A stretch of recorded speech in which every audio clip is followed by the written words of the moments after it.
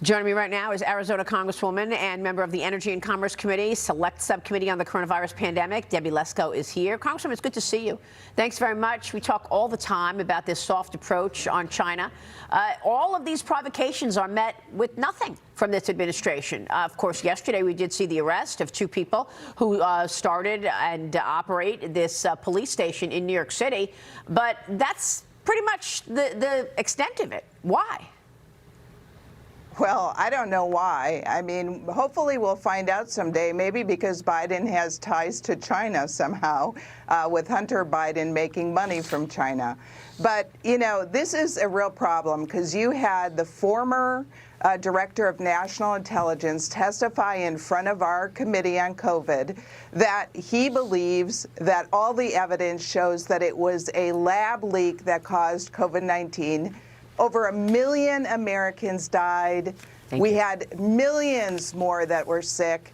And now, for whatever reason, the Biden administration and the Democrats didn't even hold one hearing about this. And so now that Republicans are in charge, we're holding hearings. We want to get to the bottom of this. It's important for America. So what can you do about it? I mean, it is extraordinary that here we are 3 years after this COVID-19 pandemic first arrived in America in 2020, and there was no hearing whatsoever about the origins of COVID-19. Now that you're in control in the Republican Party, what can you actually do about it? Well, we're having all kinds of investigative hearings. We're bringing in different people from the government and testifying. And so we're going to first try to expose that it looks like there was a cover-up. And it looks like Dr. Fauci and others tried to push this natural origins theory. We're trying to get to the bottom of why. But what's important about this is we need to be prepared so we're not funding gain-of-function research with U.S. tax dollars, like it seems like what happened at the Wuhan Institute of Virology. Yeah. And then we'll follow up with legislation to prevent funding of gain-of-function research, prevent other types of funding, and that's how we can go after China. Mm-hmm. We also have a select subcommittee on specifically on China and how we can combat them. So first we're doing the investigations and then we'll do legislation. Yeah, Mike Gallagher, chairman of that subcommittee on China, told me recently that he thinks China is going to go into Taiwan one way or another in 2024 because he thinks that Taiwan will be distracted with an election in January. The U.S. will be distracted with an election in November. Meanwhile, the House Oversight Committee is holding a hearing on waste, fraud, and abuse at the Department of Energy. That happened yesterday. Here's Pat Fallon, your colleague, Congressman Pat Fallon, grilling a Department of Energy Inspector General on who's keeping track of Biden's massive green energy budget. Watch this. Now, with their double that kind of budget, that now explodes. Fair enough to say that that concern would be greatly increased? They'll need to dedicate a lot more resources to oversight. That's correct, sir. Wow. The Oversight Committee says the Biden and the Democrats more than doubled the energy budget from 2022 to 2023, Congresswoman, and that does not include fossil fuels. Well, yeah, and I had the Inspector General for the Department of Energy in front of my subcommittee as well on Energy and Commerce, and they said that they couldn't even keep track of $56 million of grant money, let alone the billions of dollars that the Democrats and Biden have put forward in the last Congress.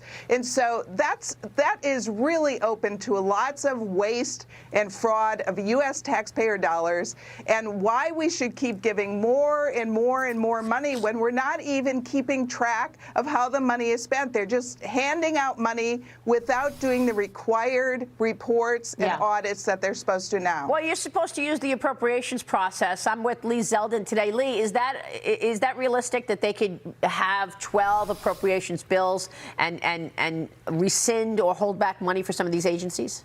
Absolutely. On the House side, the problem is that the Senate, it almost doesn't even seem who's in charge. When Republicans are in charge or Democrats in charge, you wait until the end of the fiscal year, and they don't have any time to actually do a normal appropriations process. It is broken. The system, the process is broken. Congresswoman Lesko, great to see you. Lee Zeldin here.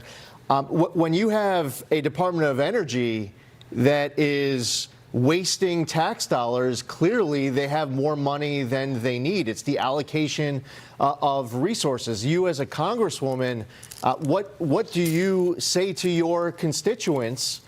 Because you're ultimately the one who's responsible to them, not some bureaucrat at the DOE. You're the one who's actually accountable to the voters. So, I mean, what's your message in sharing your frustration with them that we could actually get this changed around? Well, the House, now under Republican control, has authority over the budget.